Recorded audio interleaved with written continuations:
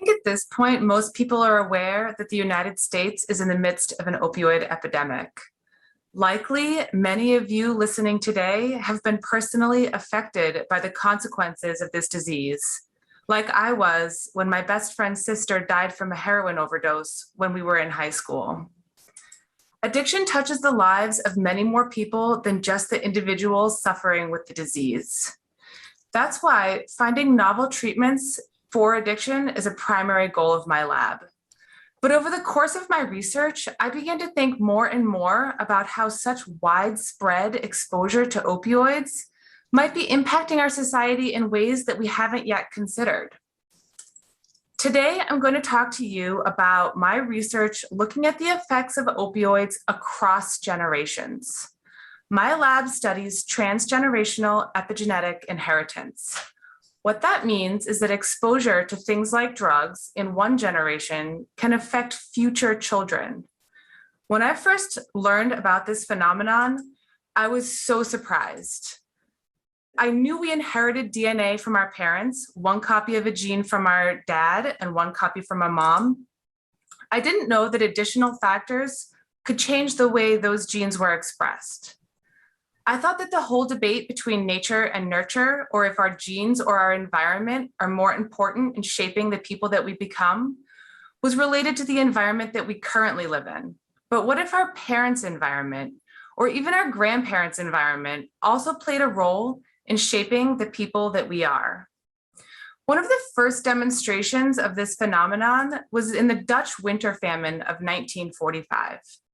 During this time, 4.5 million people were starving in Holland.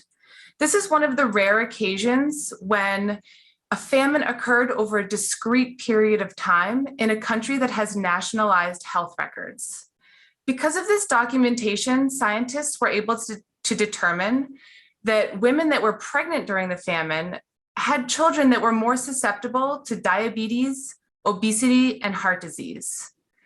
This might not be surprising because the unborn baby was also exposed to severe undernutrition, but the effects of the famine also extended into the grandchildren. These children never experienced famine. They didn't even have differences in birth weight, and yet their grandmother's experience increased their risk for disease. In my research, I want to understand the impact of the widespread opioid exposure happening right now in the US. How is this going to impact our future children or grandchildren? Is there something that we can learn that can help to prevent serious consequences for these kids? Now, as you might imagine, these effects are really difficult to study in humans. Humans have a very long gestation period, they mature slowly, and their environments are wildly different. Rats, on the other hand, have a very short gestation period, mature slowly, and experience identical environments in the lab setting. So I use rats to model what I cannot study in humans. In my studies, I have found that exposure to opioids for just 10 days during adolescence can change the behavior of future offspring. I'm not looking at prenatal exposure. I'm looking at exposure in male rats, just 10 days of opioid exposure when he is a teenager. Now, when he does go on to produce offspring later in adulthood, the female does all the rearing, which is normal for rat behavior. So even though the father never interacts with his offspring, we still see that his kids have increased likelihood to develop addiction-like behaviors. This is an effect that even extends into the grand offspring. Now, because I look at dads, rat dads, and the only thing they are contributing to their kids is sperm, I can begin to ask questions about how these things get passed across generations. I can measure changes in the sperm that show how the dad's environment was encoded in his genes and passed on to his offspring. Then I can try to understand how I can prevent this from passing on to the children. While this may seem dramatic or dire, the human situation is much more complex.